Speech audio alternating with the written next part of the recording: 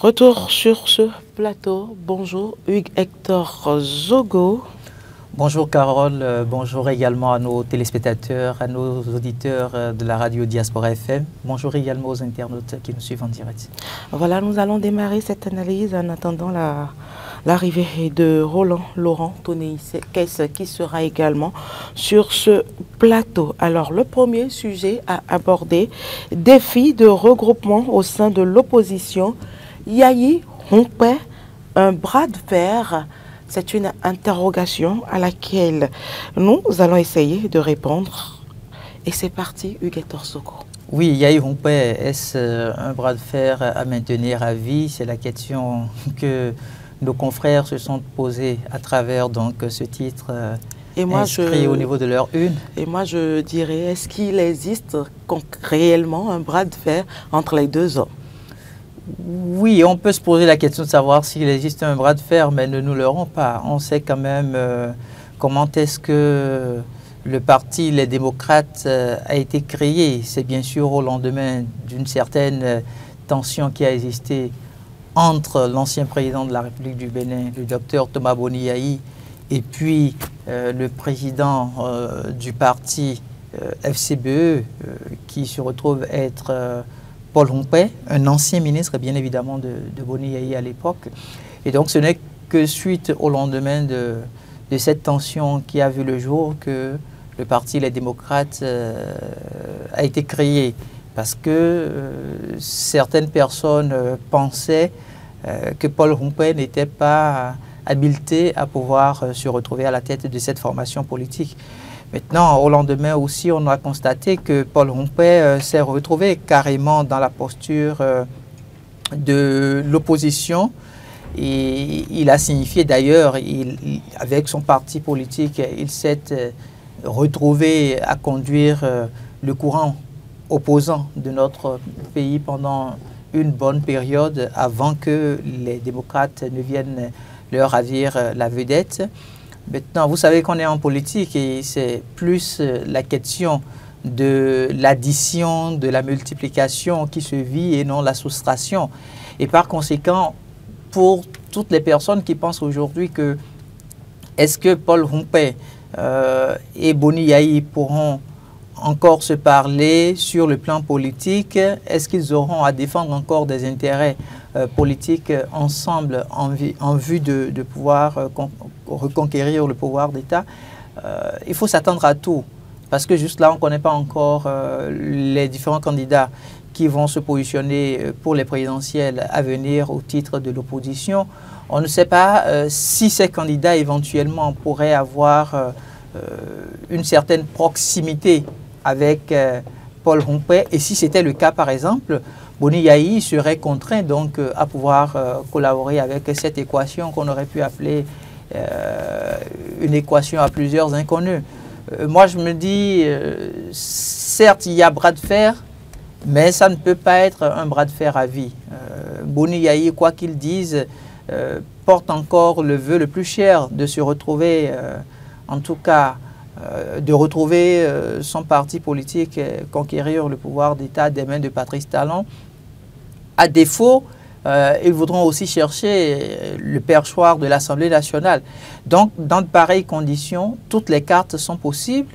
Il suffit juste que les stratégies soient bien définies, que chaque parti, que ce soit les FCBE ou les démocrates, puissent trouver effectivement leurs intérêts en jeu pour qu'une certaine coalition se fasse, même si ça va être une coalition de façade ou une coalition de quelques jours, ça va quand même les pousser à barrer la voie à ce qu'on peut appeler la mouvance présidentielle. Maintenant, quid de ceux-là qui pensent que Paul Hompé n'est forcément pas de l'opposition ou Paul Hompé continue de faire le jeu du pouvoir? C'est à eux de voir en son temps ce qui leur est vraiment profitable. Alors, Roland Laurent Tonneïsses, bonjour, bienvenue sur ce plateau. Carole Olaye, bonjour. Hugues Hector Zogo, bonjour. Bonjour Roland. Aux téléspectateurs, internautes et auditeurs. Défi de regroupement au sein de l'opposition. Yayi Hompé, un bras de fer à vie. Je posais tantôt la question, est-ce qu'il y a vraiment une rivalité entre les deux hommes? Écoutez, il y a un problème entre les deux, ça c'est un secret de polichinelle quand même. Quand on sait comment est-ce que Boni Ayi, patron du parti FCBE, avec sa clique, ont été dégagés pour que Paul Rompin en devienne, en tout cas, le président ou le secrétaire exécutif national. Et encore que là, puisqu'on parlait de Foscoric pour un Bénin émergent, et donc quand ils ont opéré leur modification ou bien leur hold-up en griffe à un moment donné, ils ont commencé par appeler ça la fausse Cori. Donc il y a déjà une guéguerre parce que le logo Cori appartenait quand même au clan Boni Ayi. Et donc il y a déjà un problème entre les deux. Et donc on part de ce principe déjà. Et puis après, ces deux personnages avaient deux visions différentes. Parce que déjà, quand vous regardez dans la perspective des élections générales 2026, Paul Rompin dit qu'il peut aller chercher les parrainages du côté de la mouvance et que d'ailleurs, même s'il a combattu Patrice Talon jusqu'à la fin de son régime, c'est non plus Patrice Talon qui sera candidat en 2026. Et donc, par conséquent, il, en tout cas, revient à eux de faire un choix et de pouvoir peut-être se mettre ensemble avec la mouvance et maintenant participer à la mouvance qui va prendre le pouvoir à partir de 2026. Donc, quand vous voyez cette vision déclinée clairement par Paul Rompin et que vous voyez la vision de Boni Ayi qui, en réalité, est un opposant farouche à son ami d'hier, Patrice Talon, c'est que clairement, ce n'est pas évident que les deux s'entendent. Et donc, il y aura un bras de fer. Parce que véritablement, vous observez un peu les deux, la dynamique, en tout cas des uns des autres, vous comprenez que chacun dans son camp défend sa vision, son idéologie. Et donc, quand on voit un peu ce que défend Paul Rompin, avec toutes les démarches qu'il entreprend, parce qu'il a été clair, hein, la loi dit clairement que quand vous êtes de l'opposition, vous ne pourrez pas avoir de parrainage au niveau de la mouvance. Et donc, oui, un député de la mouvance ne saurait parrainer un député de l'opposition, en tout cas un candidat de l'opposition. Mais lui dit, dans sa nouvelle dynamique maintenant, alors, il ne se réclame plus autant. En fait, à lire ce qu'il dit, de l'opposition à proprement parler, il préfère aller négocier avec ces gens-là, en tout cas ceux qui sont au pouvoir, et continuer la dynamique avec eux, puisque Patrice Talon, qu'ils ont combattu tout le temps, n'est plus là. Maintenant, après ça aussi, quand vous regardez un peu le processus électoral de 2016 à aujourd'hui, clairement, vous comprenez que, au fond, même s'il arrivait que les deux devraient s'entendre, il y aura une question de méfiance. Parce que Boni Ayi, certainement, ne fera plus jamais confiance à son ministre de la Culture par le passé, qui est celui qui a été son ministre de la Culture, et qui a pratiquement, parce que tout le monde a vu comment est-ce que Paul Rompin est sorti de nulle part, un enseignant qui n'avait pas un parcours politique à proprement parler, on est allé le chercher à Bopa, en défiant Mathieu Nango et autres, avec, comme vous appelez, j'oublie les partis là. Donc on est allé le chercher pour défier un certain Mathieu Nango et consorts dans la région de Bopa et environ. Donc déjà, quand Boni Ayi se rappelle de ça et de comment est-ce que la politique a été faite avec ce monsieur, on se rappelle hein, de tout ce qu'il a eu comme déboire Paul Rompin au sein de la mouvance, en tout cas quand il était au gouvernement de Boni Ayi. Donc quand on voit tout ça, ce n'est pas évident.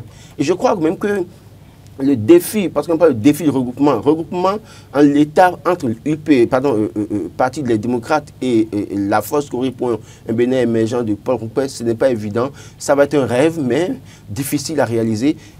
Toujours est-il qu'au moins de l'autre côté, on voit le Parti des démocrates s'allier avec MPL, GSR et consorts, mais voir Paul Rompin dans cette dynamique de regroupement avec le Parti des démocrates, ce n'est pas évident, parce que lui-même sait clairement que dans ce camp, évidemment, les gens ne lui feront pas confiance et il n'aura pas ce qu'il veut.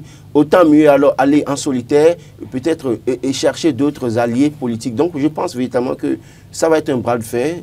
Parce que d'abord, rappelez aussi quand même, hein, on a vu au thème des élections 2020, Paul Rompin est devenu le chef de file de l'opposition. D'accord?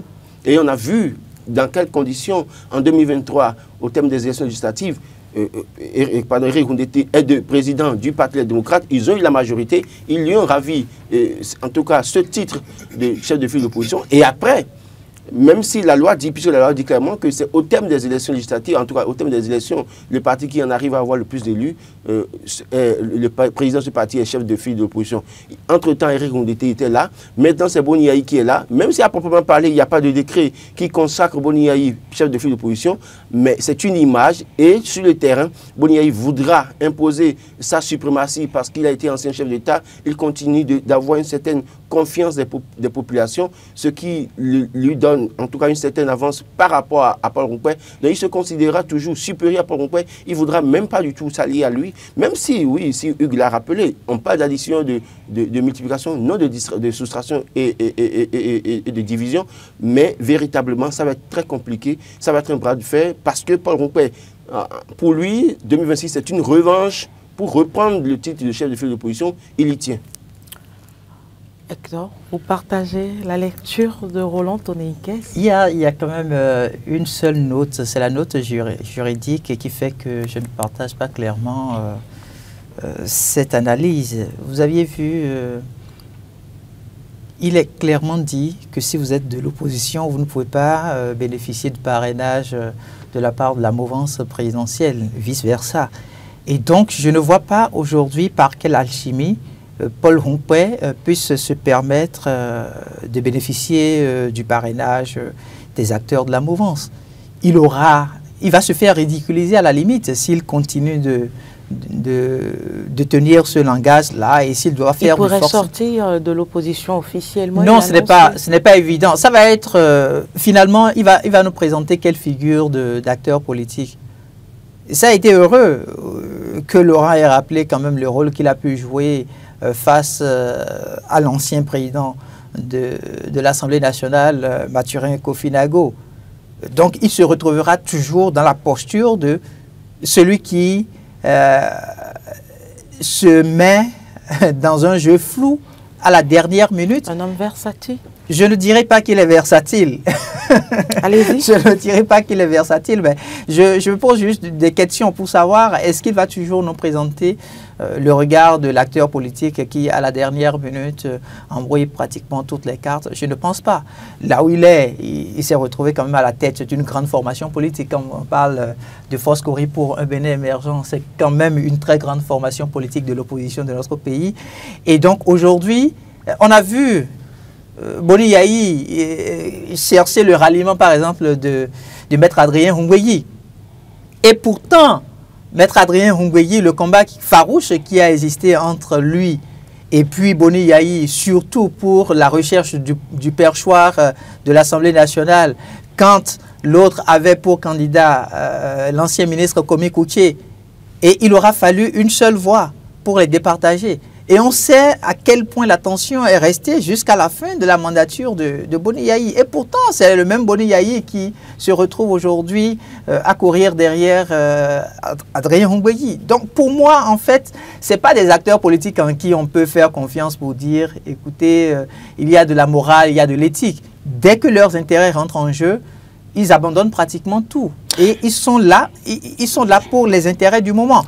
Parce que n'oubliez pas, quoi qu'on dise, Foscori pour un Bénin émergent dictera sa loi parce qu'il y a quand même une marge assez considérable. La preuve, ils ont eu quand même des maires élus. Et ces maires-là voudront être reconduits. Et vous savez à quel point aujourd'hui... Comme beaucoup ont déjà rejoint le Parti des démocrates. Oui, ils ont rejoint le Parti les démocrates, mais vous ne savez pas dans quel contexte ils s'étaient retrouvés toujours acteurs FCBE. Ne soyez pas surpris. Mais est-ce que ces rivalités sont surmontables aujourd'hui? Peut-être avec l'intervention de la société civile non, ou encore ils sont pas les acteurs politiques. Des religieux, non, il ne faut même pas rentrer dans ces jeux-là. Ils ne sont pas là pour les intérêts des populations. Hein. Que ce soit au niveau du Parti les démocrates ou que ce soit au niveau du Parti Foscori pour un Bénin émergent, je ne vois pas. La belle preuve, les démocrates se sont retrouvés à l'Assemblée nationale. De vous à moi, qu'est-ce que concrètement leur présence a apporté? Et pourtant, quand ils étaient absents, vous avez vu tout le langage qu'ils tenaient. Depuis qu'ils y sont, quelle est la posture qu'ils adoptent? Qu'est-ce qu'ils ont pu effectivement faire pour qu'aujourd'hui on puisse te dire, oui, effectivement, on a eu des députés qui sont partis à l'Assemblée nationale au nom du peuple béninois parce que c'est ce qu'ils ont réclamé de tout le temps. Ils défendent les intérêts de la nation. Vous connaissez un intérêt, par exemple, qu'ils ont pu défendre et qui puisse faire votre fierté? Si vous en connaissez, partagez-en. Donc pour moi, aujourd'hui, les acteurs politiques sont dans leur jeu. Dès que leurs intérêts sont là, ils essayent de tout camoufler, ils y vont. Et quitte à ce que, dès le lendemain, ils puissent encore rejouer les cartes. Et puis, nous sommes quand même à la veille d'élections présidentielles. Donc, les cartes reviennent à table pour tout le monde. Je crois que véritablement, sur la question des parrainages de Paul Rompé, en fait, on ne devait pas être surpris de le voir avoir, en tout cas, les parrainages, parce que, qu'il vous souvienne qu'en 2021, au moment où on devait forcément trouver des opposants qui doivent aller aux élections, on a vu des députés, des élus de la mouvance, quand même aller parrainer quelqu'un qui est de l'opposition. C'est vrai qu'à proprement parler, à cette époque, il n'y avait pas une disposition assez claire qui interdisait aux députés ou bien aux élus de tel temps d'aller soutenir, d'aller donner le parrainage à tel autre. Mais tout le monde était surpris de voir que pendant que les élus, les candidats du parti, les démocrates et autres peinaient à avoir les parrainages, Paul Rompé en arrivait à avoir, et pareil pour Irénée Agossa. Donc je pense que véritablement, on ne devrait pas être surpris de voir Paul Rompé détenir les parrainages, encore qu'il a, pour le moment, ils ont 6 maires, même si les 6 maires, dans les 6 mairies, les élus, pour la plupart ont déjà rejoint le parti des démocrates, c'est les maires qui ont le pouvoir de donner les parrainages. Donc sur les 28 à avoir, véritablement, il lui reste 22 qui peut aller glaner quelque part au niveau de l'IP avec le BR. Mais sur la question aussi également des élections, quand vous regardez un peu ce qui va se passer, je me dis clairement que oui, Paul Rompé prépare aussi encore quelque chose. Parce que quand on suit son discours, il ne faut pas être surpris de le voir candidat encore pour les élections présidentielles, pendant que d'autres peut-être auraient du mal à aller aux élections. Mais c'est un président de parti politique. Oui, non, justement. Encore moins de l'opposition. Donc je pense à proprement parler que oui, véritablement, le discours que tient Paul Rompé devrait nous préparer à nous, en tout cas, à être prêts. Il n'est pas anodin ce discours. Mais écoutez, les acteurs politiques ne font rien au hasard.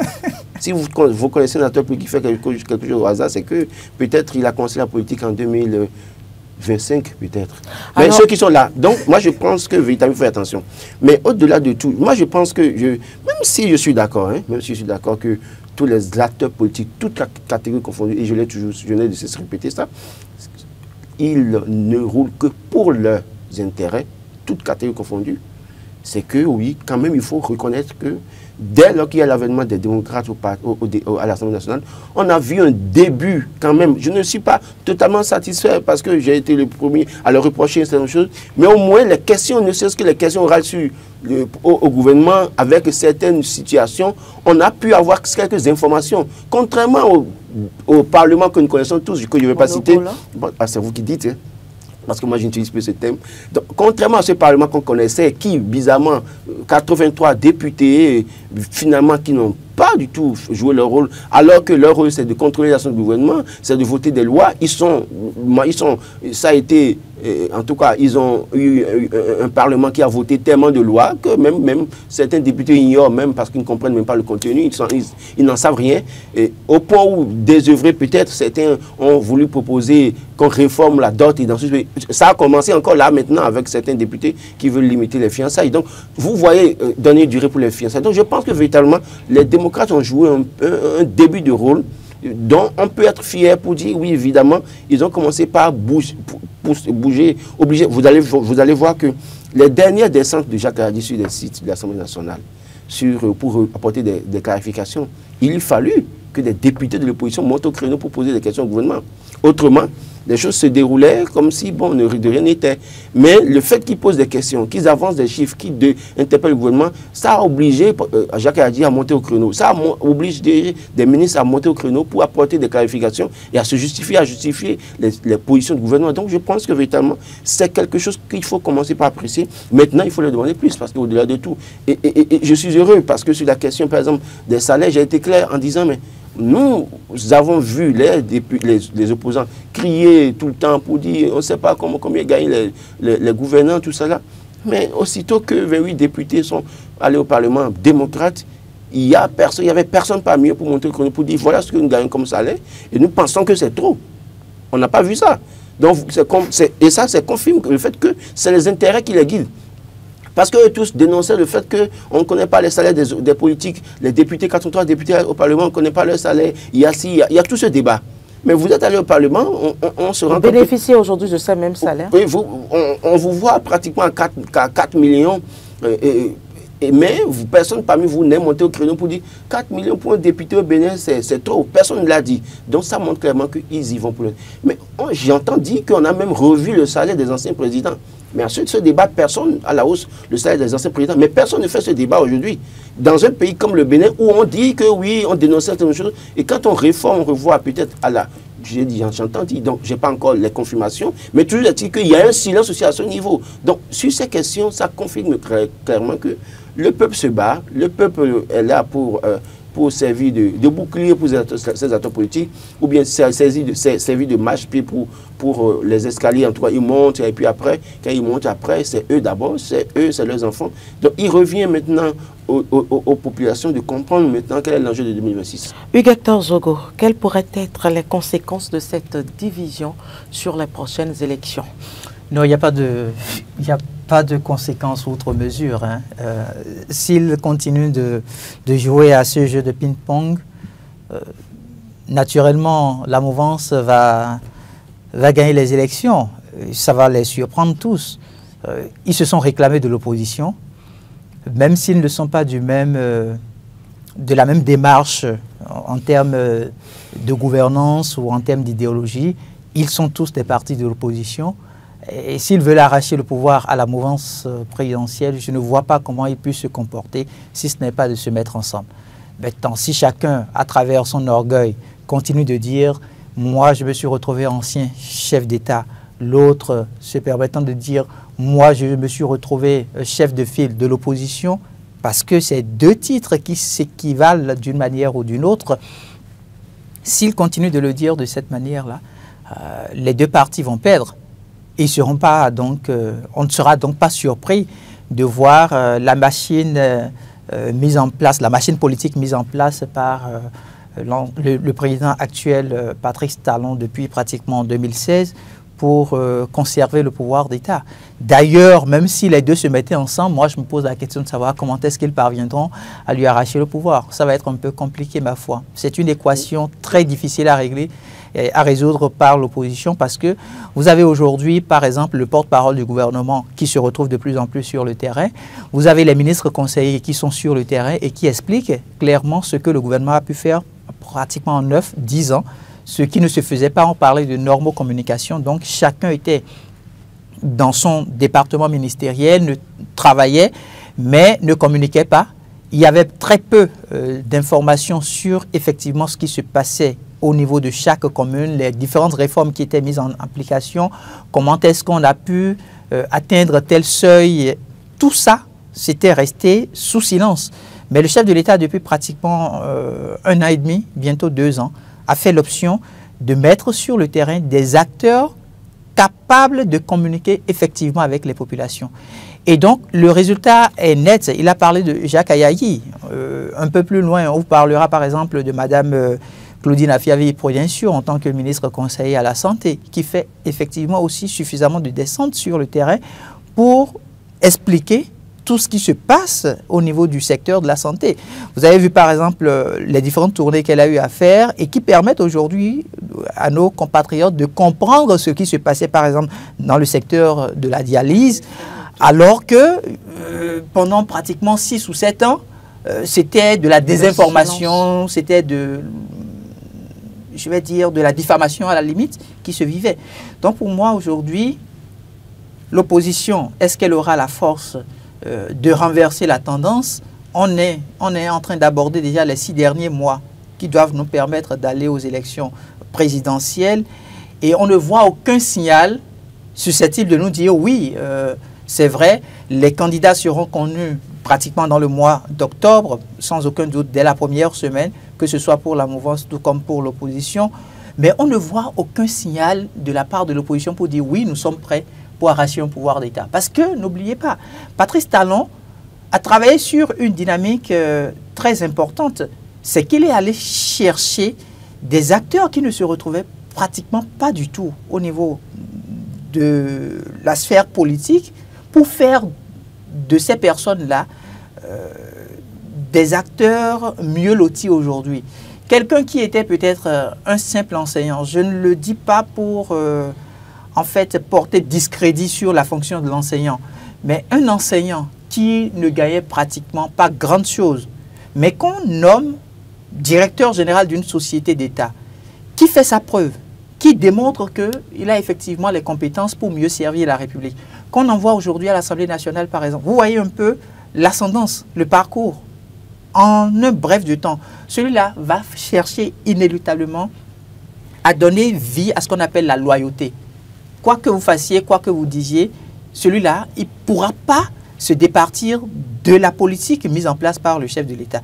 Donc je me dis, il y a une machine mise en place par le chef de l'État même depuis 2016 qui inéluctablement va lui permettre d'avoir un peu plus de longueur d'avance sur l'opposition. Maintenant, si l'opposition même reste dans les petites querelles, X m'a fait ci hier, et par conséquent, j'attends que ce soit lui qui vienne vers moi, je pense que ça ne leur sera pas profitable.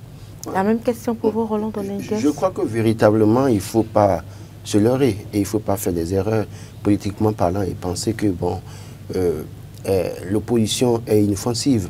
Malheureusement, ça va, les gens vont payer cash s'ils font cette erreur. Parce que le signal a été donné en 2023 quand on voit dans certaines villes le rejet de la mouvance par les populations pour donner caution aux opposants au point où ils ont réussi à avoir les 28. Évidemment, parce qu'à l'époque, l'information ne circulait pas. Aujourd'hui, ce n'est pas la même chose. Même si l'information circule aujourd'hui, les Béninois ont leur opinion de l'information qui circule, malheureusement. Il y a des informations qui circulent sur lesquelles, si on doit véritablement faire le débat, ce n'est pas pour autant convaincant parce qu'il y a d'autres informations que les gens peut-être ont peur de mettre sur la place publique aujourd'hui et attendent peut-être le moment venu pour sortir ces informations. Ce que je veux dire, c'est quoi? Vous voyez, les élections législatives, c'est des élections pour moi que j'appelle les élections de proximité parce qu'il y a des élus dans toutes les localités.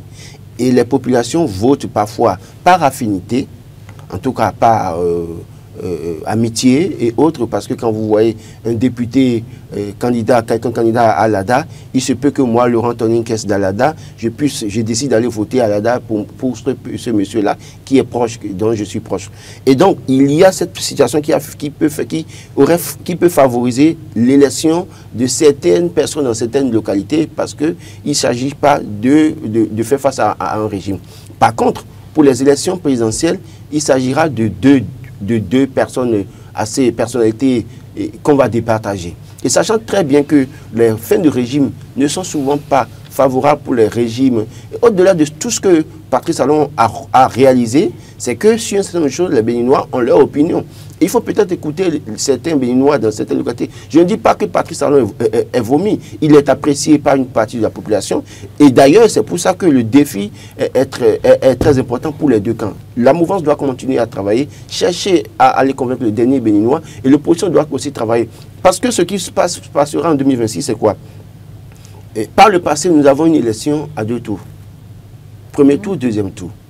Malheureusement, le défi de 2026, c'est un défi assez risqué pour le défi du chaos. Oui, non, c'est un défi assez risqué pour les deux camps. C'est-à-dire, je ne parle même pas de chaos. Okay. C'est-à-dire que le défi qu'il y a... Parce que même une voix qui départage peut faire un président de la République en 2026. C'est-à-dire qu'on n'aura que pratiquement 2 candidatures.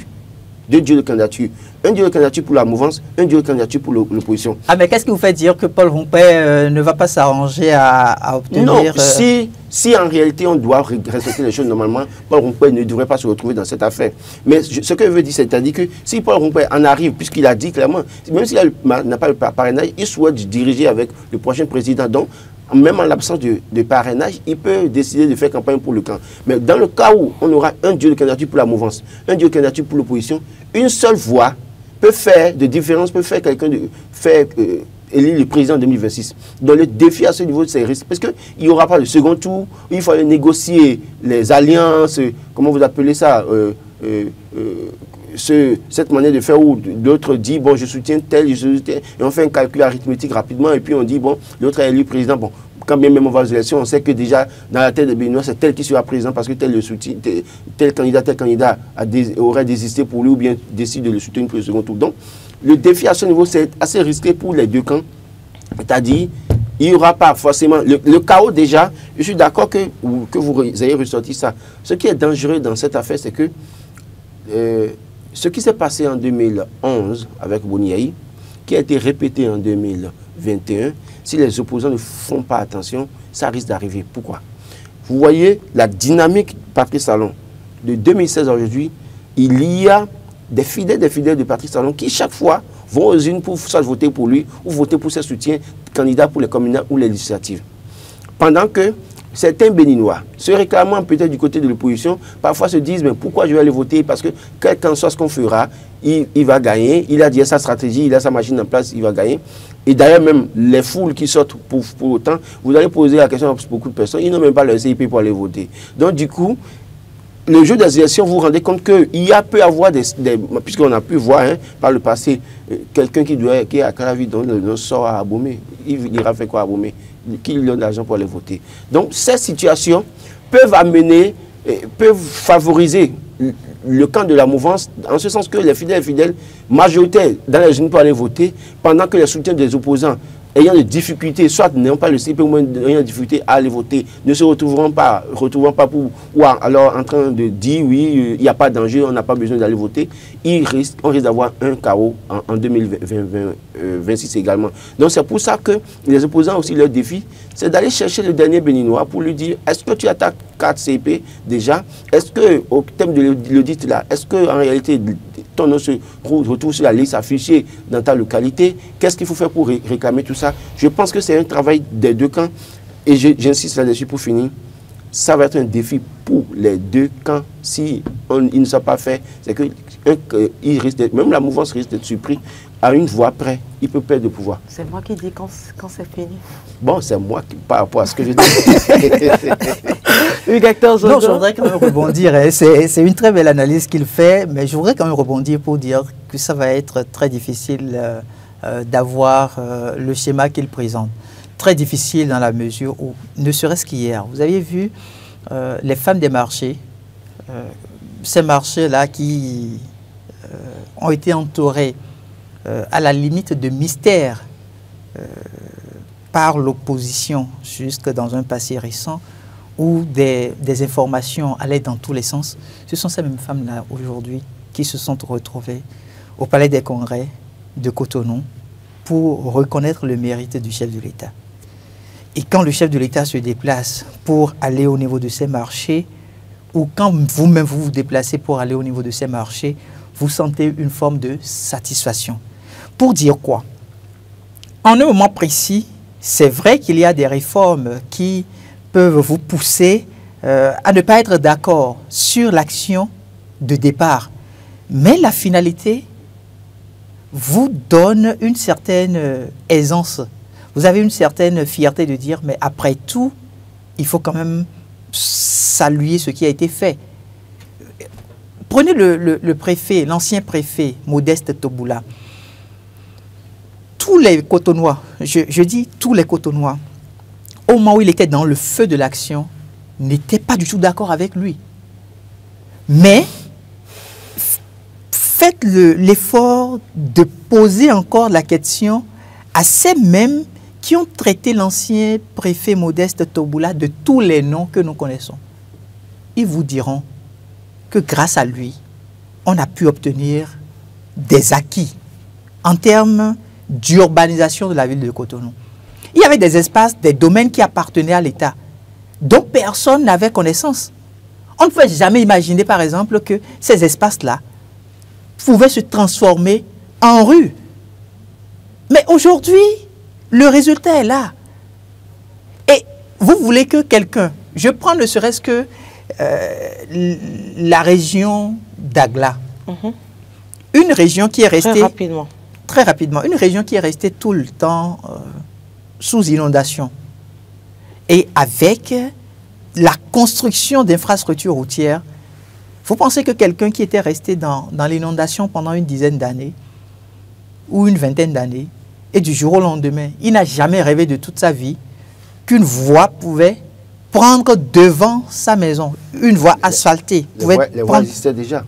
Je dis une voie asphaltée. D'accord, l'asphaltée, d'accord, mais les voies une voie asphaltée. C'est pas Toboula qui a donné des voies à Cotonou. Bon, d'accord, pour finir avec le sujet, quelle expérience peut-on tirer, quelle leçon peut-on tirer de cette fragmentation dans l'opposition béninoise? Ce n'est pas que la fragmentation de l'opposition.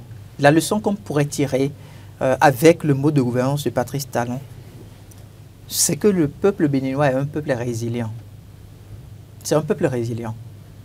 Parce qu'il y a quelques années en arrière, on ne pourrait pas imaginer vivre l'exploit qu'on est en train de connaître sous l'ère de Patrice Talon. On ne pourrait pas l'imaginer. On ne pourrait jamais imaginer que les Béninois pourraient serrer les ceintures comme le chef de l'État l'a souhaité et obtenir ce résultat au prix du sacrifice. Mais c'est un fait. Mais au-delà de ce fait, il y a bien évidemment les questions relatives aux droits humains qui restent quelques taches noires sur la gouvernance de Patrice Talon. Je crois que, je reviens sur l'exemple donné par Hugues Zogo qui parle des femmes qui sont retrouvées par les congrès. Il ne vous a certainement pas échappé que certaines femmes responsables du marché sont allées chez Boni-Yayi également pour aller chanter et danser. Et c'est ça qui fait la beauté. C'est pour vous dire que ça qui fait la beauté de notre démocratie. Ce n'est pas parce que les femmes viennent s'asseoir à la salle rouge, dans la salle rouge du palais des congrès, que vous les avez comme acquis. Donc ça voudrait dire que celles qui sont allées au niveau de Boni-Yayi aussi... Oui, c'est pareil. C'est pareil. Pour vous dire quoi? Il ne faut jamais tabler sur ça pour dire que c'est gagné d'avance en réalité. Parce qu'à un moment donné, qui veut oser dire non et ne pas se retrouver là-bas pour se retrouver en difficulté dans les marchés? N'oubliez pas que notre système politique est aussi favorable ou facile dans cette situation. C'est difficile pour les gens de gérer et de s'entêter ou bien de s'opposer à un gouvernement en place. Mais au fond, la même chanson chantée par les mêmes dames en 2016 à Boni-Yayi, donc en réalité, Talon aussi doit pouvoir comprendre que ça peut revenir à tout moment. Donc il dit que mouvance opposition, il doit pouvoir faire très très attention. Alors expérience, fragmentation, je pense que véritablement les acteurs politiques nous ont suffisamment montré ce dont ils sont capables et qui ils sont. Et il va falloir peut-être faire avec, ne pas espérer quoi que ce soit de cette situation. Dire que peut-être si Dieu, puisque je le dis, moi, au-delà de tout, hein, on finit de faire tout débat, c'est Dieu qui donne le pouvoir. Et Dieu peut décider de donner le pouvoir même aux derniers citoyens du pays. Deuxième sujet à débattre sur ce plateau, c'est vrai qu'on a passé assez de temps sur le premier sujet. Nous allons finir avec la sortie du porte-parole du gouvernement, Léandre Rongwedji, à propos de l'arrestation de Hugues Sossoupé. Il y a tellement de choses à reprocher à notre compatriote. C'est le porte-parole qui le dit. Alors, quelle lecture faites-vous des propos du porte-parole du gouvernement? On n'a pas encore eu une note judiciaire. Le procureur spécial n'a pas encore pris la parole. Le porte-parole du gouvernement, au cours donc d'une émission ce dimanche, avec nos confrères de Canal 3 Bénin, a profité pour se prononcer sur la question, puisqu'on lui a posé la question, bien évidemment. Et moi, je trouve que s'il a pu tenir ce langage-là, ça veut dire, ma foi, que le plaignant dans cette affaire-là, c'est l'État béninois. Quand je parle de l'État béninois, je veux parler du gouvernement. Parce que juste là, on ne sait pas encore concrètement la personne qui a saisi la justice de notre pays. On a pu entendre qu'il y a un mandat d'arrêt international qui a été lancé. À quel moment ça a été fait? C'est sûr, quand le procureur spécial prendra la parole pour clarifier un peu tout ce qui s'est passé autour de cette arrestation de notre compatriote, on pourra mieux comprendre. Toujours est-il que notre compatriote, il s'est retrouvé dans une posture de par le passé qu'il met en difficulté aujourd'hui. Une posture que je dirais doit pouvoir interpeller tous les jeunes, que vous soyez web activistes, que vous soyez blogueurs, que vous soyez journalistes. En tout cas, je me dis, quand vous prenez le personnage et quand vous parcourez un peu sa page Facebook, hein, vous vous rendez compte qu'il présente deux regards différents. Il y a le regard d'un compatriote qui est très animé des défis communautaires de son pays et donc n'hésite pas, s'il le faut, à faire appel à ses fans, comme on le dit souvent, pour régler un certain nombre de soucis. Des compatriotes qui ont par exemple des soucis de santé, il fait des appels à contribution et puis la cagnotte est reversée donc à ces personnes-là qui se retrouvent dans la posture de victime. Ça, c'est un regard de notre compatriote Hugues Komlan Sossoupé. Il a fait pendant un bon moment avec sa page Facebook qui visiblement est incriminée. Mais le deuxième regard aussi, c'est que vous aviez une lecture politique critique et acerbe. Et c'est surtout, je pense, ma foi, surtout ce volet-là qui le met aujourd'hui en difficulté. Parce que, vous savez, de vous à moi, hein, tout de suite, si on se met dans la posture d'un opposant, vous allez voir que des gens vont commencer par nous envoyer des informations. Ceux qui n'ont pas le courage de dire ce qui se passe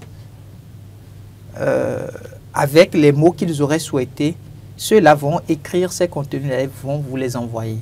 Maintenant, vous, libre à vous de revoir le contenu, de mesurer le sens de la responsabilité ou de pouvoir vous dire, je prends l'engagement d'y aller sans gants et puis je le fais à mes risques et périls. Donc je me dis, c'est la difficulté énorme à travers laquelle il se retrouve aujourd'hui parce que évidemment, des compatriotes lui envoyaient des informations.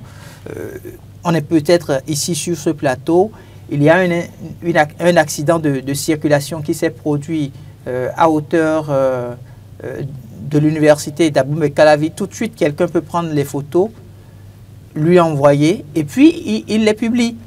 En les publiant, donc, ça lui permet d'avoir suffisamment de personnes qui suivent sa page Facebook. Et dès lors, si vous n'avez pas votre tête sur les épaules, assez vite, vous pouvez sombrer dans ce qu'on appelle la foule qui vous adule. Mais au grand rendez-vous de la vérité, cette foule-là ne sera plus présente. Donc je le dis pour interpeller la conscience de toutes les personnes aujourd'hui qui partagent de l'information. Parce que pour vous, Hugues Sossoupé est-il journaliste ou non? Ah non, il a fait une formation de journalisme. Hugues Hector Sossoupé, et je dis Hugues Komlan Sossoupé, a fait une formation de journalisme. Il a étudié à l'école de Lille. Donc, ce n'est pas un quidam. Je crois qu'il a fait aussi l'ISMA. Bon, je ne sais pas s'il a fait l'ISMA, mais il a fait l'école de Lille. Donc, ce n'est pas un quidam. Et il ne faudrait pas que les gens pensent que, bon, voilà, c'est quelqu'un qui, à travers les réseaux sociaux, s'est vu porter le titre de journaliste. Justement, non. je pose la question parce que c'est un proche à vous, et au-delà d'un proche à vous, c'est par rapport aux propos du porte-parole du gouvernement. Non, le problème qui demandait, qui s'interrogeait également s'il avait sa carte de presse et s'il avait un journal officiellement ou s'il travaillait dans un organe reconnu. Évidemment, c'est en fait le piège. C'est le piège. Vous savez, s'il a un diplôme, c'est qu'il a fait la formation, donc il a ce titre-là. Non, malheureusement, ce n'est pas parce que vous avez fait la formation. D'accord? C'est pas parce que vous avez fait la formation... Quand vous avez un diplôme, donc vous n'avez pas ce titre? Non, attendez. Nous sommes dans... Il faut regarder, il faut bien suivre la législation en vigueur au Bénin.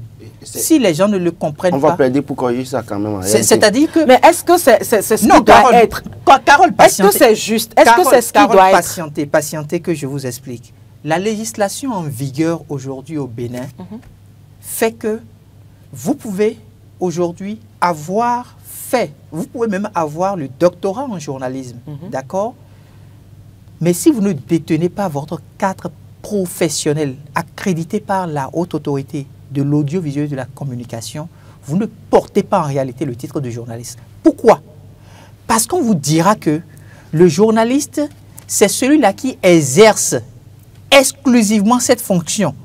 Et c'est ce qui lui permet de subvenir à ses besoins. Ça voudrait dire que au-delà de cette profession, vous n'avez pas une autre activité à côté qui vous apporte des entrées. C'est exclusivement ce que vous faites à partir de... Mais est-ce que cela doit être ça quand on sait que le journaliste ne vit pas de ce qu'il fait? Non, vous pouvez penser que le journaliste ne vit pas de ce qu'il fait. Ça, c'est une erreur de lecture. En l'état où nous nous retrouvons, on ne peut pas remettre en cause les tests en vigueur. Si demain nous ne sommes plus d'accord que ça se passe de cette manière-là, nous allons nous battre pour que ça ne se passe plus ainsi. Mais à partir du moment où nous connaissons les tests en vigueur, quand vous prenez par exemple un chargé de communication, il a beau avoir le titre, il a beau avoir fait la formation, mais il n'est plus journaliste pendant qu'il exerce en tant que... Ils sont nombreux chargés de communication, mais qui sont journalistes. La réalité, est-ce que c'est ce que vous êtes en train de dire sur ce plateau? Combien de journalistes ne sont pas dans nos cellules de communication dans les ministères? Je voudrais quand même qu'on ne fasse pas le débat sur ce qui ne devrait pas. Faisons le débat sur que disent les tests. Les tests disent que si vous êtes journaliste en République du Bénin et que vous devez exercer, vous devez forcément avoir votre carte professionnelle accréditée par la RAC. Cela donne l'occasion de voir ce qui ne va pas également. Oui, c'est des choses, c'est des limites liées à notre profession. Je vais placer un dernier mot. Aujourd'hui, vous avez vu la profession de journaliste. Qu'est-ce qui fait que n'importe qui, dès qu'il se présente pour dire « je suis journaliste », les gens ne le respectent à la limite plus. Parce que quelqu'un qui, hier, s'est vu dans une posture facile à exprimer la langue française, et avec l'avènement des réseaux sociaux, il commence par pondre des tests, il pense systématiquement qu'il est journaliste. Et si seulement qu'il y a une activité dans un ministère, il se déplace au titre de journaliste. Il y a une activité où des acteurs politiques se déplacent, il est le premier à harceler les acteurs politiques. Même le journaliste présent, détenant sa carte de presse, n'a pas la possibilité de se comporter comme lui le fait. Et c'est ça qui constitue aujourd'hui le grand défi pour la RAC. Vous auriez dû constater que le président Édouard Loko, avec tout son staff, travaille effectivement pour assainir la profession. Je continue de le dire, Hugues Komlan-Sosoupé a une formation en bonne et due forme. Il n'a pas fait d'ailleurs n'importe quelle école. Il a fait une école, l'école de Lille, donc en Europe. Donc il a une formation de journaliste. Maintenant, ce qu'on veut lui reprocher, est-ce que c'est le code de l'information qui lui sera appliqué?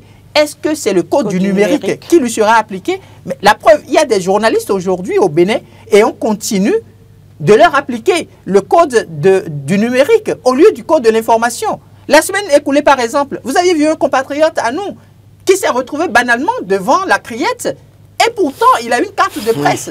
Donc pour moi, le débat est assez complexe et il faut que les professionnels des médias, à un moment donné, puissent, avec les différentes fêtières, réfléchir sur le sujet.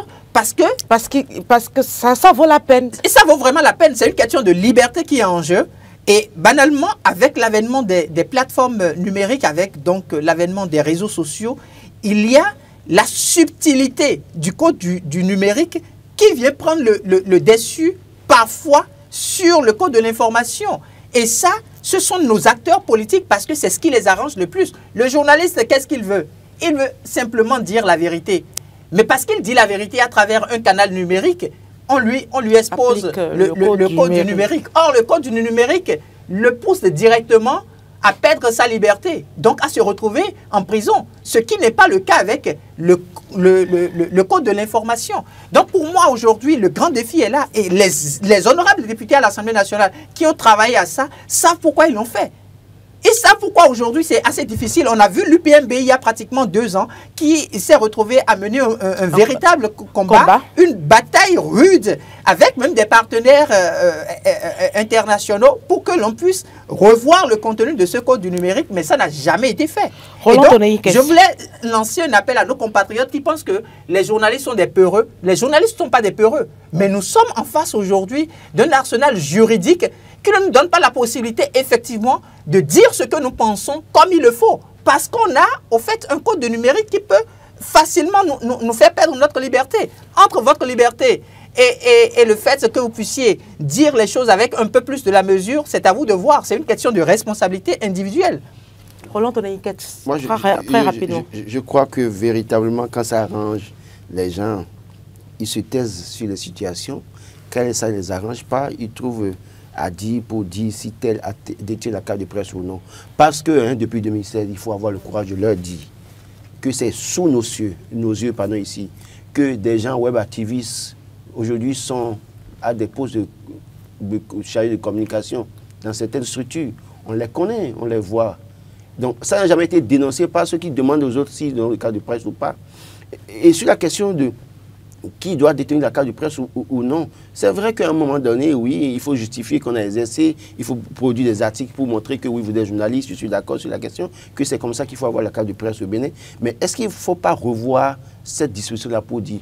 Parce que le parent qui va investir des millions pour son enfant, qui va faire une école, il n'a pas eu de Lille. Lille, ce n'est pas un jeu d'enfant. Ce n'est pas à 500 000, ce n'est pas à 700 000. Et que l'enfant sorte maintenant, et que bizarrement, parce que d'abord quand le porte-parole dit il travaille pour quel organe, j'ai comme l'impression que le porte-parole oublie qu'il y a des journalistes indépendants, freelance. J'ai comme l'impression qu'il oublie cet aspect-là en réalité. On n'a pas forcément besoin d'aller travailler dans un média, dans un organe de presse avant d'être reconnu journaliste. Il y a des journalistes indépendants. Il y a des freelances, on les connaît un peu partout, au Bénin, un peu partout dans le monde. Donc je pense véritablement que la question aujourd'hui, c'est parce qu'à un moment donné, on a un élément gênant. Quand on veut arrêter, on l'a arrêté. Donc il faut trouver tous les mots pour justifier. En réalité, moi j'ai posé des questions au porte-parole du gouvernement. Véritablement, mardi dernier, il n'a pas répondu à mes questions. C'est vrai. Quand il dit on a beaucoup de choses à reprocher à comment Hugues Sossoukwe. Chacun fait son travail comme il le conçoit. Il y a des choses que peut-être sur un plateau de télévision, je ne pourrais jamais oser dire. Peut-être que si je devais être dans la même position que comme Hugues Sossoukwe, peut-être que je pourrais dire pire que ça, peut-être. Je dis peut-être, pas évident. Pour mes connaissances, je ne vais pas peut-être aller dans certaines choses. Mais, véritablement, il a choisi faire ça. Et on peut lui reprocher des choses, parce qu'il n'est pas un saint, hein, c'est un être humain comme nous autres. Tout à fait. Mais le mode opératoire pour aller les chercher avec tout ça, jusque-là, parce que, oui, Hugues est revenu là-dessus. On ne sait pas qui est le plaignant. Tout comme dans le cas de Julien Kandé-Kansou qui a demandé devant le juge qui est le plaignant. Je vais voir mon plaignant. Donc, véritablement, on est allé voir, je rappelle le cas de Steve Amoussou. On est allé chercher, mais finalement, on ne sait pas qui était le plaignant. Le plaignant, il y avait un plaignant en griffe imaginaire avec un transfert vocal, je ne sais quoi. Donc, dans l'un ou l'autre des cas, il se fait que pour moi, j'estime que, à proprement parler, le porte-parole du gouvernement, c'est un journaliste. On sait très bien comment il a été intègre et comment est-ce qu'il a osé à bien des moments par le passé. C'est ce qui justifie d'ailleurs cette marque de confiance. Voilà, donc oui, et donc moi je pense véritablement, lui qui a incarné la nouvelle conscience avec Pascal Irénée Koupaki, moi je voudrais bien que cette nouvelle conscience nous amène à faire les choses autrement. Parce que certaines méthodes, en fait, jettent du discrédit. Parce qu'après tout, le Bénin restera, d'accord? Et les gouvernants partiront. Mais si le Bénin reste et que les gouvernants qui sont avec nous, que nous savons aujourd'hui, partent demain, avec quel regard les Béninois vont nous observer demain? Qu'est-ce que les Béninois penseront de nous? Je pense que véritablement, il y a tellement de choses sur lesquelles je pense que le porte-parole aussi doit faire très attention en prenant la parole sur certains sujets. Je ne dis pas qu'il est libre, parce que d'abord il est payé pour ça, il est obligé d'apporter des réponses, donner des réponses à certaines questions, mais c'est des sujets assez sensibles sur lesquels parfois vous répondez, vous faites bien votre travail pour ceux qui vous ont recruté, mais malheureusement c'est vous après qui répondez face aux populations, parce qu'après il se peut que vous soyez dans des situations, ou bien vous avez des proches qui se retrouvent dans cette situation. Rien ne dit que demain, des proches du porte-parole du gouvernement pourraient se retrouver dans la posture de comment ils se soupent demain. Demain, on serait là aussi là pour les défendre. Donc moi je pense qu'au-delà de tout, quand ce débat qui est du détenteur de carte de presse, est-ce qu'il est journaliste dans nos médias ou pas, on doit pouvoir mettre de côté ces Moi, j'estime que c'est un réel problème qui doit faire objet de réflexion entre les membres de l'institution dirigeante. Je veux parler de la Haute Autorité de l'Audiovisuel. Oui, véritablement. Et les associations fertières, et puis également les journalistes, les responsables. Alors, ce qu'il faut aussi préciser, je crois que je l'ai précisé lundi passé, c'est-à-dire que je dis à tous les jeunes, vous savez, quand parfois vous avez des positions assez tranchées, vous avez des convictions que vous assumez, il est vrai que parfois beaucoup d'informations viennent à votre niveau. Mais c'est à vous de savoir comment... De faire le tri. De faire le tri. Parce que vous balancez, après vous vous retrouvez seul. Parce que ceux qui vous donnent l'information ne viendront jamais pour dire c'est moi. D'abord, ils vont vous renier totalement et vous payez seul. Donc je pense que véritablement, tous ceux qui veulent affronter un régime doivent pouvoir prendre leurs dispositions pour ne pas être chopés. Merci Roland Laurent Tonné-Ikes. Merci Hugues Hector Zogo.